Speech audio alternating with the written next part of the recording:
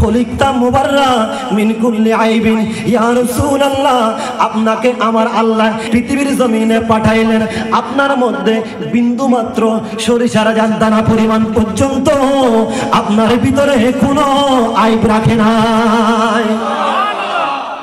নবী গো, আপনার উপমা কুল কায়নাত করলেও পাওয়া যাবে না, এত সুন্দর করে আপনাকে বানাইলেন।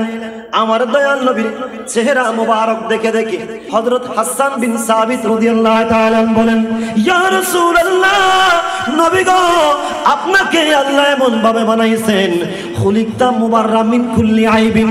নবী গো, আল্লাহ আপনাকে এমন ভাবে বানাইছেন, সৃষ্টির মধ্যে পাঠাইছে, প্রত্যেক মানুষের ভিতরে এক একটা দুর্বলতা রেখে দিয়েছেন।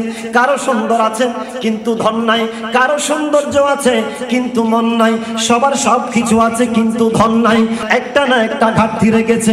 কিন্তু ইয়া রাসূলুল্লাহ, আপনাকে আমার আল্লাহ এমন ভাবে বানাইছে, খুলিকতা মুবাররা মিন কুল্লি আইবিন। ইয়া রাসূলুল্লাহ, আপনাকে আমার আল্লাহ এমন ভাবে বানিয়ে পৃথিবীর জমিনে পাঠাইলেন, আপনার মধ্যে বিন্দু মাত্র সরিষার দানা পরিমাণ পর্যন্ত আপনার ভিতরে কোনো আইব রাখে নাই।